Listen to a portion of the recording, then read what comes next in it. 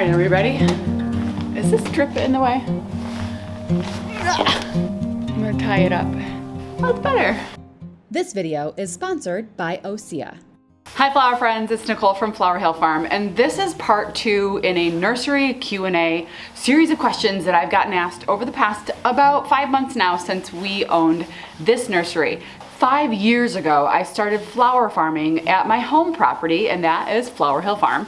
And then this past summer, my family and we purchased a nursery in Boonville, New York, and we have been renovating it, and we're hoping to make it just a really beautiful place for people to come and get everything they need in order to grow beautiful plants at their house. In addition, I'd like this to be the place where people can come and also grab my fresh cut bouquets, because I'm still planning on running both the flower farm and the nursery with some help from friends, family, and some friends that are now my employees. So I did confirm with you guys, I don't know if this is a question, I'm sure it is. So these questions are mostly from Instagram. I screenshot them all. So today I don't have my laptop, it's just me standing in greenhouse number 3, and I am happy to report that my friend Miranda, I actually went to high school with Miranda. It's Miranda with a B, like Miranda, but with a B. Miranda and I have known each other for more than 20 years. I'm pretty sure we played ASO soccer together when we were in like single digits in elementary school. Anyway, we have known each other forever, and last year she started to work for me very part-time, maybe 10 hours a week last year, and it was a tremendous help. I met with her over the Martin Luther King Day holiday, and I'm happy to say this hat's putting a major shadow on my face, so sorry about that. Okay, I'm happy to say that Miranda has committed to working at least 20 hours a week for me, not only here at the nursery, but also at the farm. We're gonna probably split the hours, not exactly sure how that's gonna work yet, but we did spend a while here the other day. She came here to the nursery and we talked about what I would like her to be responsible for this year, some things that I really wanna lean on her, because she has a degree in horticulture. She managed a nursery for several years. She's a teacher now, and which is perfect because her schedule meets my schedule, and when she has time off, that is when I need the most help. So Miranda is officially on board as my first employee, and I told her I would love her to work more than 20 hours if she's available. So she's committed to 20 hours, and then it might be a little bit more here and there. As many hours as she can give me, I will take. I think that answers the question about whether or not I'm going to have employees. And I answered it a little bit in the last video, but I can say that I have officially have Miranda on my payroll. There will be a list of things that Miranda is going to be responsible for weekly at the farm, and that is my weekly succession plantings. So every week, Miranda is going to be responsible for planting my sunflower seeds, planting my lilies, and planting my gladiolas. Those are things that I plant on a weekly basis, and that is like her priority at the farm for the week in the early season. And then obviously once we get into the major harvesting seasons, she's gonna be responsible for a lot of that harvesting along with myself. And Miranda used to work at a florist shop. She has a ton of experience making bouquets as well. I have never allowed anyone else to make the bouquets that come off my farm before, ever. So this is gonna be a little bit of a learning experience for me to trust someone to make the bouquets, but I think Miranda and I work really well together. I know we're gonna be able to make it work, and she's gonna make beautiful bouquets coming off the farm. We are handling it. Okay, let's take a look at the other questions, which are buried in my phone on a screenshot because some of them are several weeks old. So bear with me as I scroll because I have 24,000 images on my phone. Who else? Here they are. Okay. All right.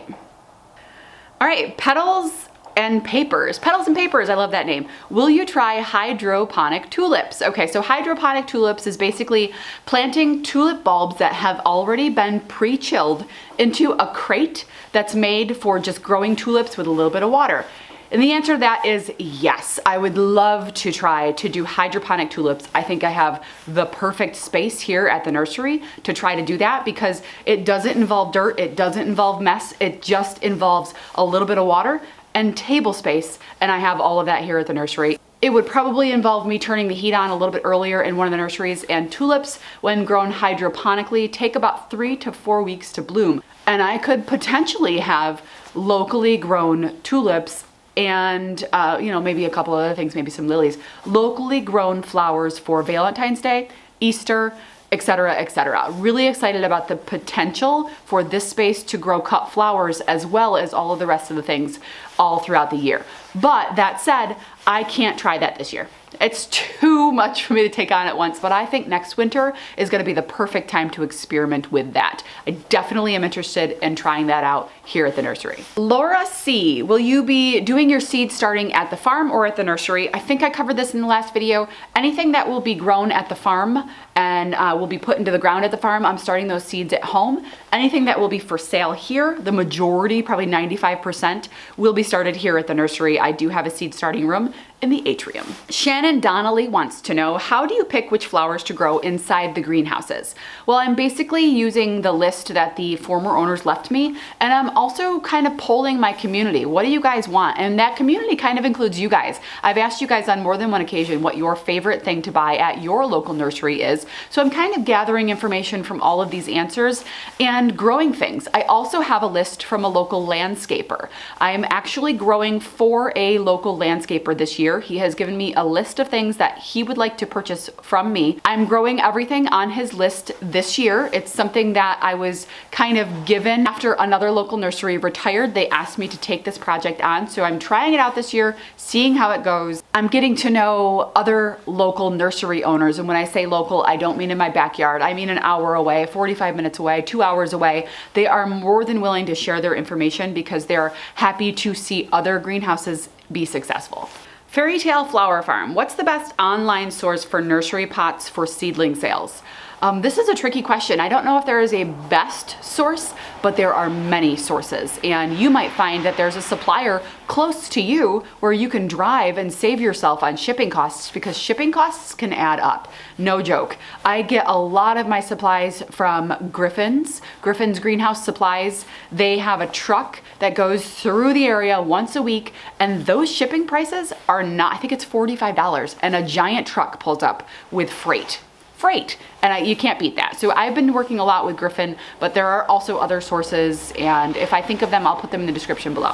Rhonda Larson asks, how do nursery growers control pests in your growing houses? There are a couple of ways you can handle this. The mentors that I am learning from, actually they do it differently. I have one mentor that has a pesticide license, and they have to go to pesticide school, and they have pesticides that they use in their big retail greenhouses. The other mentor that I have is a mentor that uses just bugs to fight bugs. Literally, you have bugs delivered and you release them in your greenhouses, and they are beneficial bugs, and then they handle the pests that damage your crop. And that, I think, is the way that I'm leaning. I don't want to have to go through and get my pesticide license. I do things as organically as possible at my farm. I'd like to continue that here. There is a company, I think it's in Latham, New York. It's probably with maybe 2 hours from me, and they are one of the sources that sell beneficial insects for greenhouses, and that's who I'm going to be reaching out to. And they work with you. You tell them what plants you're going to be growing, and they will tell you what pests you're likely to have, and you can get weekly shipments of these beneficial bugs to help reduce the bug problem in your greenhouse. And you will have a bug problem. It's not if you will have the bug problem, it's when. A lot of times when you get giant shipments of plant product in, there are infestations, and it's ugly, but it's just the truth. So I need to be prepared for that when my plants arrive. I'm going to have some sort of bug problem. I don't know what it's going to be yet, but there's going to be a problem. But I need to be ready for whatever it is. Soil and Margaritas. Did you ever imagine your little flower gig taking off like this? I'm so proud of you. Thank you, Roxana. Roxana also has, sorry, I gotta get this off my neck. Roxana also has a YouTube channel called Soil and Margaritas. And she is in Zone 5, and give her a follow, she's great. Roxana, no, I never imagined that me wanting to grow flowers in Boonville would lead to me within 5 years buying the local nursery and spreading the plant love even further than I ever imagined. I still have a hard time believing that this is my space. This is a space that is going to be mine for decades to come, God willing, and I can't wait to see what it turns into, and I can't wait to see where this leads me, because I don't think it's it's not black and white. I don't know what the future holds. I don't know what's going to happen here. I have visions and I have ideas and I have dreams, but those things are, like I said before, those things are fluid. Those things change, and that's okay, because when one door closes, another door opens, and it may lead you in a different direction than you ever expected, but it's exactly the direction that you need to be in. And I gotta say that I was greatly inspired by something that Jess from Roots and Refuge said in a video this month. I can't remember, it was probably 2 weeks ago now, but she said toward the end of one of her vlogs, she said, "Be brave enough to dream." And I feel like that needs to be a t-shirt, brave enough to dream, because that's where it starts. You have to start by being brave enough to dream it. And then you have to say, what steps do I need to take to make that dream come true? Anyway, it just really spoke to me, and being brave enough to dream is the first step. And then you have to put in the hard work. Okay, back to more questions. Okay, so will you be using soil blocks to start seeds at the nursery, or will you change your method? I think I'll do a combination of soil blocks and channel trays. I might start some, like for instance, a zucchini. I'm not gonna start that in a soil block. I'm gonna start a zucchini for sale at the seedling sale. I'm not even having a seedling sale. That's so weird, because at the nursery, I don't have a seedling sale. I just have a nursery. So for instance, the 6-packs with zucchini or squash, I'm not gonna start those and pot them up. I'll start those straight in the 6-pack pots. Are you going to sell homegrown seed starts, or are you going to buy them in bulk from a company? Now I'd like to tell you more about the sponsor of today's video. It's Osea. You guys know how much time I spend out in the sun. Proper skincare, it's super important. Plus, I'm not in my 20s anymore. Heck, I'm not even in my 30s anymore. I've been using these products for several weeks now, and not only am I impressed with the quality of the product, I'm also super impressed with the mission and the story behind the products. Osea is a cruelty-free, vegan, seaweed-based skincare line and body care products. If you have sensitive skin like I do, guys, I have psoriasis and severe dry patches of skin, and these products are making me feel fresh, hydrated, and young. And let's be honest, a little bit spoiled. You guys are going to love this Advanced Protection Cream. This product includes a vegan retinol alternative that is proven to reduce fine lines and wrinkles, not to mention the extreme hydration benefits. I've been using this for weeks. A little bit goes a long way. This is gonna last for a while. Osea is offering my flower friends a 10% discount. Guys, click the link in the description below, enter the promo code that you see on your screen. It'll also be in the description below, and you guys can get 10% off your first order from Osea. I'm telling you, these are luxurious products. Thanks, Osea, for sponsoring today's video. It's sponsorships like this that allow me to continue to bring you guys this content. Now, back to the video. I would say 90% of the seedlings that I'm going to grow here, I'm going to start from seed and sell them from seed in the 6-packs, etc. That's for vegetables and for cut flower starts. I'm buying a lot of plugs in for the hanging baskets, things like petunias and calibrachoa, begonias, all of those things. I'm buying them in as little tiny plants, and then you pot them up and then you take care of them and watch them grow. I am trying a couple of those things from seed on the side just to compare. Can I do it? Can I start everything from seed? Or is it smarter to start from little baby plugs? And I have to say that so far I have spent, and the heat's not on, right? It's on 40 degrees in number 1 and number 2 because we're actively working in there. But the heat's only at 40 degrees. And I have spent $1,300 on propane so far this year. The heat's not on yet. So you have to think, is it worth it for me to turn the heat on earlier and spend the extra thousands of dollars in propane versus buying the plugs in and delaying turning the heat on a few more weeks? So you have to kind of weigh the differences there. I don't know the answer because this is my first winter here. I don't know what's normal, but I know $1,300 on propane when the heat's not even on is a tremendous cost. So 90% of the seeds I am starting here for the cut flower starts and for the vegetable starts. I'm buying things in that I just historically have a horrible germination, like broccoli. I'm buying that in like a plug tray with 256 baby broccolis, and I'll pot those up. I have a horrible time with broccoli. I don't know why, it curses me. And I also ordered some extra cut flowers from Farmer Bailey to bring in because I don't think I'm going to have enough space to start everything on my own. I ordered a couple of specialty things from Farmer Bailey, like some specific celosias and some amaranths. I'm buying a few trays of that in. Those are super easy to start from seed, but I don't know what kind of time that I'm gonna have. So things like that, I did order a few trays to pot up and sell. I'll still be taking care of them for about a month before they go on sale. Oh, that was from Witch Flower, by the way. Patty Potter Casey asks if I will be selling shrubs at the nursery, and my plan is to sell some shrubs. I did just reach out to a local shrubbery that was supposed to be my supplier, and I was just informed that they actually are closing for business. So they gave me a name of another place, which is actually even further away. So I don't know where I'm gonna source my shrubs from yet. I do have an order in already with a bunch of fruit stuff like raspberries and grapes and blueberries, etc., etc. I have those coming in. That's gonna be really exciting. And I did purchase a lot of hydrangeas and a lot of like 9-barks and some other stuff like that. I have those at my house right now. We're gonna see how they grow this spring, and we'll see if I'm able to sell those. I'm afraid I might have some deer damage. I didn't really protect them from the deer. So we'll see how those grow, and I'm hoping they're 2-gallon pots. They're supposed to be nice, decent shrubs. I'm hoping that those are gonna grow enough to that people are gonna be wanting to buy them here at the nursery. Lynette, will you have gardening workshops or special guests to teach plant care?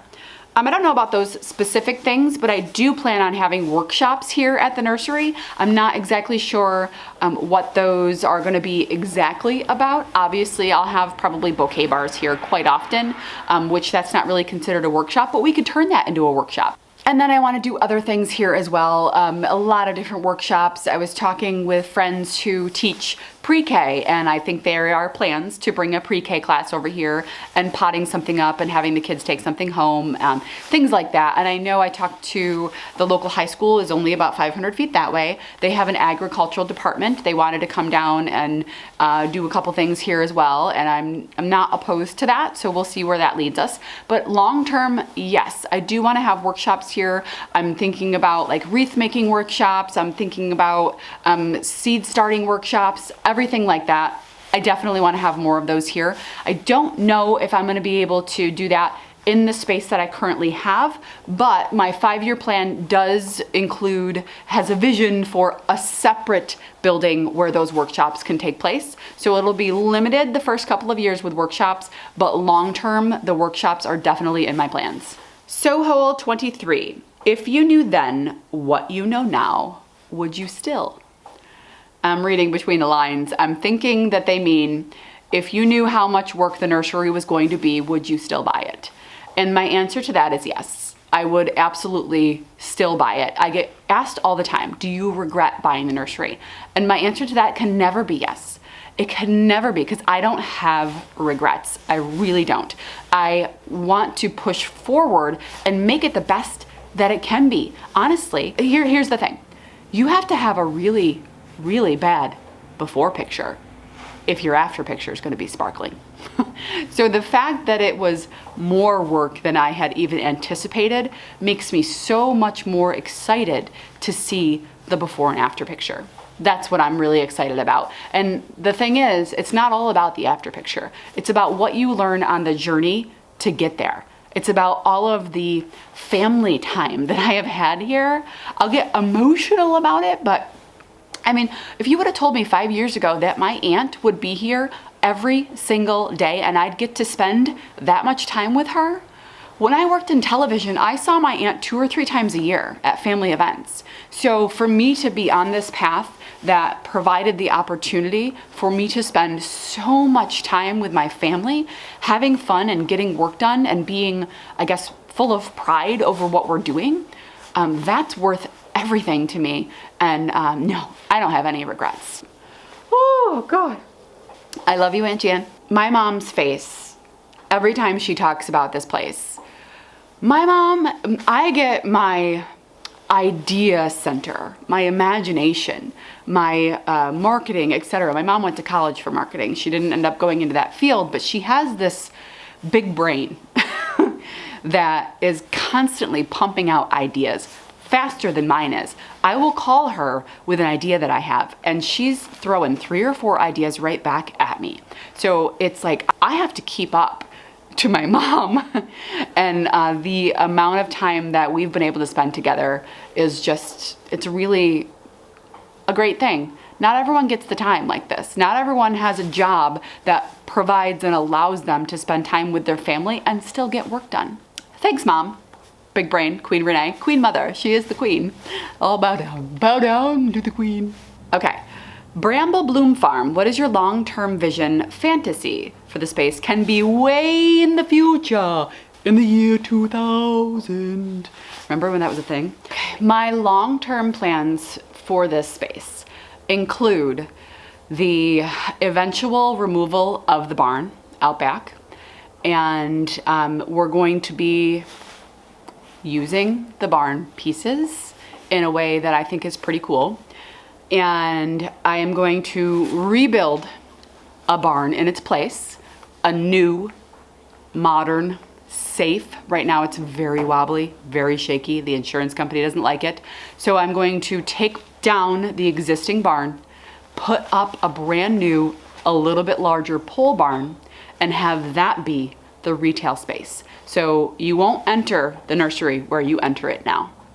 That space, I want to be my office. So where you see where the cash register is now, I want that to be the eventual office and maybe break area for my employees.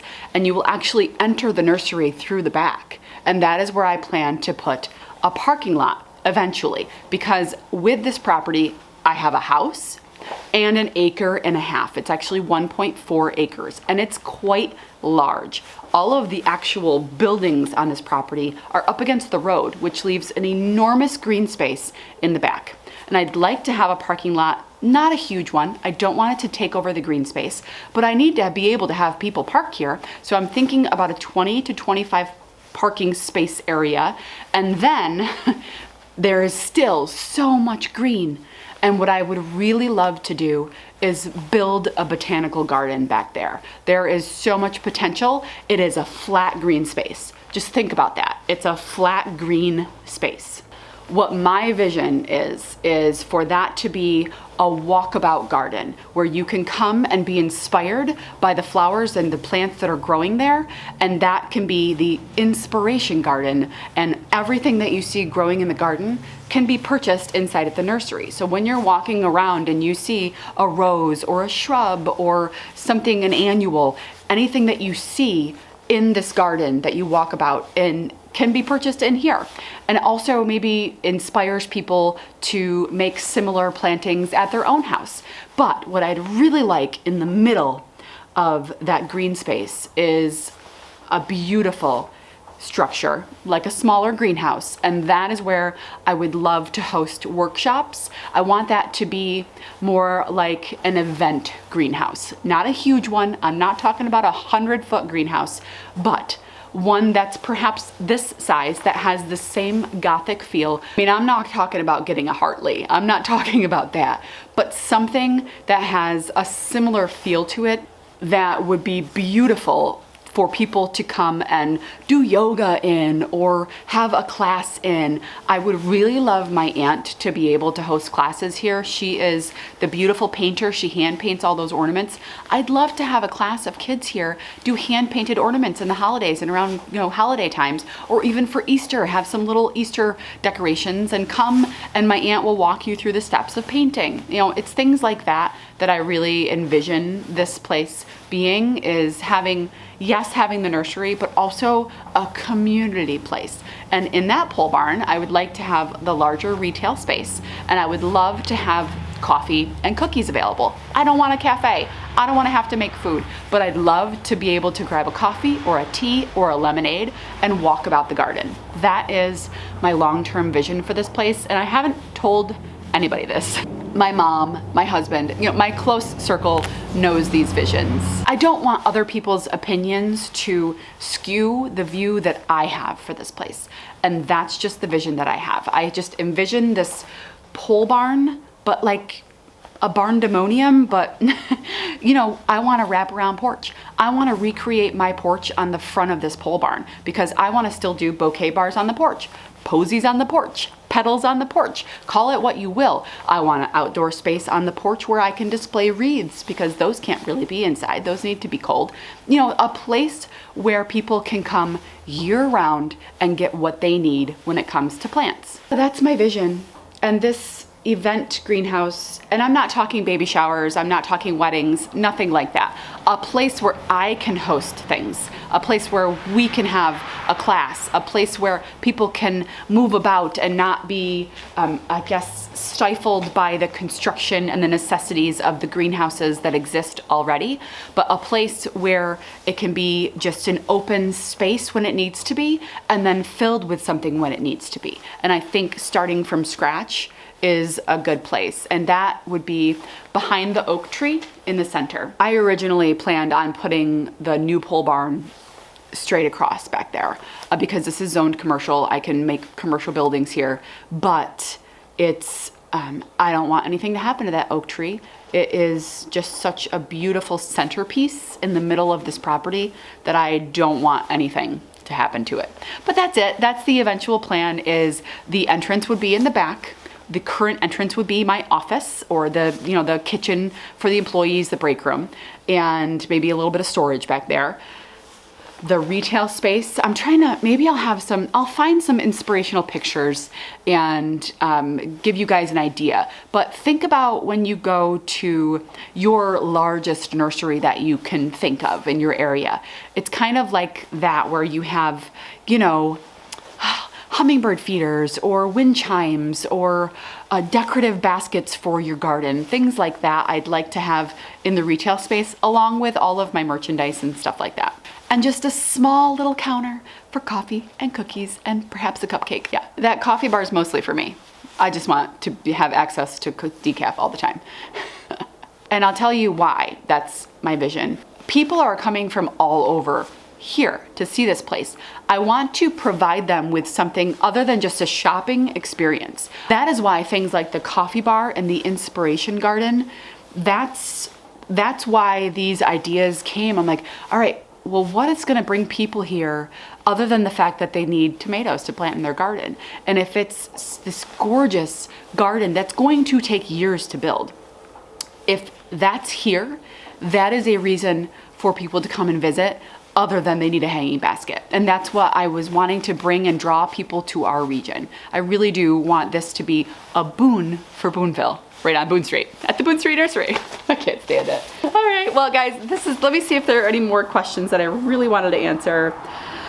What are you most excited, Ashley is asking me, what are you most excited to grow in your new nursery space?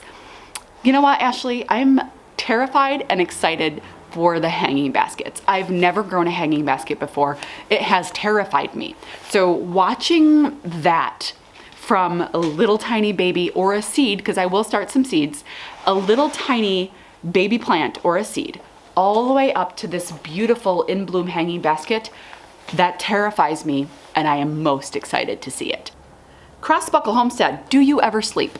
Surprisingly, I sleep good. I really do. Well, I'm not surprised that I sleep good because I work so hard, but no, I go to sleep pretty early, but I'm up 5:15, 5:30 every day. BPK Photography, will this be your full-time job? It's one of 3 full-time jobs that I have. YouTube is a full-time job, the flower farm is a full-time job, and this nursery is a full-time job. So yes, it will be a full-time job. I actually left my 9 to 5, it'll be 2 years. In April, it'll be 2 years since I left my 9 to 5. Mrs. Perez, how do you budget or prepare for annual plants that don't sell and end up being a loss? I have no idea. But the good thing about the perennials that I'm ordering in is if they don't sell, I just plant them at the farm. The Kim and Penny Show. Hello, and what is the first flower you are going to start there? Pansies.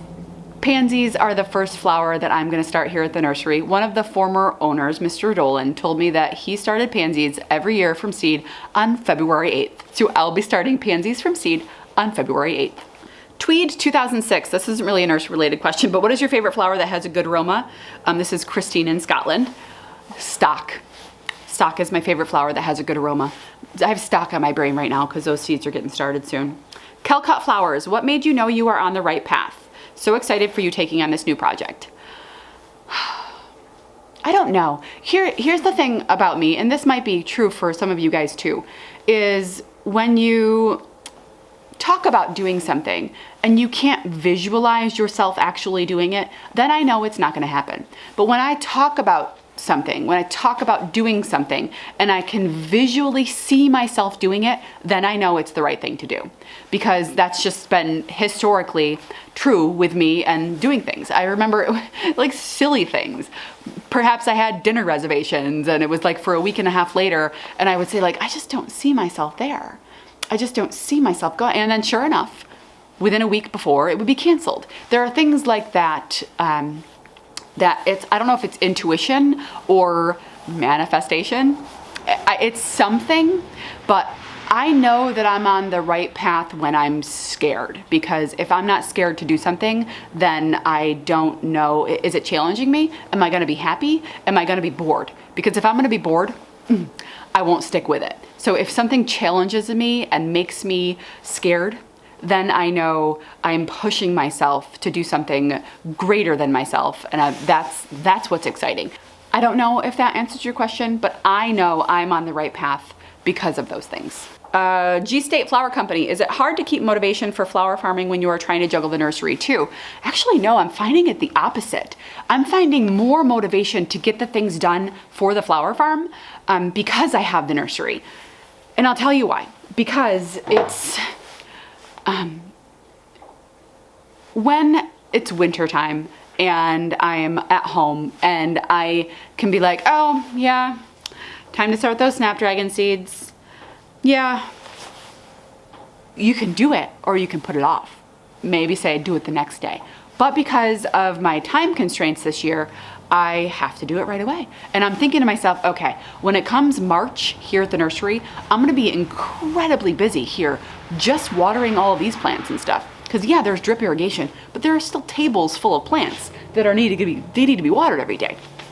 And that's not just days we're open, that's every day. So that's making me more inspired and more motivated to get the stuff done for the flower farm before this thing takes off and gets crazy. I already have CSA members that I have to fulfill those bouquets. There's no way I can not grow those flowers. I'm actually super inspired for the farm this year. I can't wait. I'm just so excited about it. S. Demars 96. Can you refresh some people what you will be selling at the nursery? Okay, so I'm selling hanging baskets, vegetable seedlings, cut flower seedlings, annuals, perennials, fruit bushes. I'm trying to get in some fruit trees. I'm having a hard time finding a source for that. I'm sure I'll figure it out. Let's see. I also will have my cut flower bouquets. I will have, that starts probably earlier than the hanging baskets because we have tulips and daffodils. So the front will be open for bouquets before the nursery is open for hanging baskets and stuff like that. Let's see, what else will I be selling here? I've got all of my merchandise here. I have some wax melts that I've made. I have soaps that I've made. I will have some products for people to use when it comes to like some organic sprays for pest control, et cetera, for people to bring back to their houses. I will also have some tomato stakes here that people can buy, things like that, things that you would find at your garden center. This place is not set up to be a garden center right now. Eventually, I would like to be a full garden center. Mallory Allen asked about structures, what the long-term layout roadmap is down the road. These four, I do envision remaining the way that they are. Number 2 obviously is being rebuilt. If you missed that in my first Q&A, I am tearing down number 2 and we're putting up a modern greenhouse structure there. And then, like I said a little bit ago, I would love to have a standalone, beautiful greenhouse that is for things other than growing plants, and even though I probably will grow some plants in there. But then, you know what I want to do in there? Orange trees, tropical trees. Like I can see that happening inside the standalone greenhouse. I would really love to grow some fruit that I can't grow here. Yeah, that makes me really excited.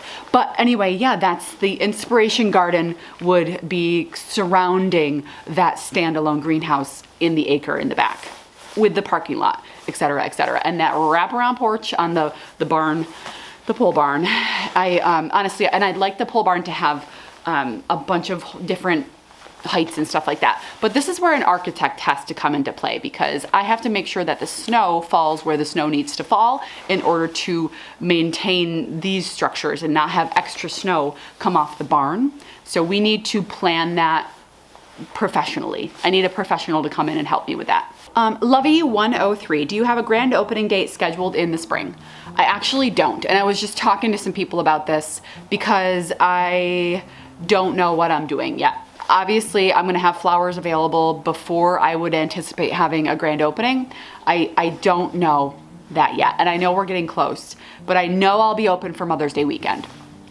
All I can say is I know we'll be open Mother's Day weekend. Whether or not I have a grand opening event that week before. Mother's Day weekend is a hard weekend for people to come out who want to travel, because obviously it's a holiday weekend.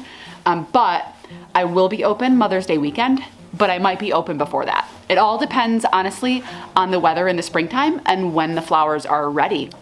So Mother Nature will decide. Okay, that covers a lot of questions. I hope I was able to answer a lot of things for you guys. Buying a business, renovating it, putting your heart, soul, and every penny that you have into it. It's surreal to have strangers on the internet invested in what I'm doing here. And I want to thank you guys for just the sincere concerns, cares, questions, and support that you guys are showing for me and my family and this place. It's something that we could never have done without my YouTube community. I would never have been able to purchase this place if I didn't have the financial support of my YouTube community. It has been amazing. And a lot of you guys have been asking me how you can help out even further. Some people sent me that Buy Me a Coffee app where you can, I would say, all right, well, I need new drip irrigation. If you're interested in helping with that, you can buy me a coffee, and there's an app where you can send me $1 or $2 or whatever like that. I might do something like that. And if I decide to do that before this video is released, it'll be in the description of this video. But I never want to come on here and ask people for financial support, because that's just not how I don't even borrow money from anybody. It's just not how I was raised, really, truly. But I know you guys want to help, and so if you do want to help in that way, I will put a link in the description below. No, don't feel obligated. Just watching my videos is help enough. And liking and sharing and subscribing, all of those things really, truly do help my channel, which helps me with the renovations here at the nursery. So don't feel obligated to do any of that. Just being here is enough. Thanks guys for sticking around. We'll see you soon.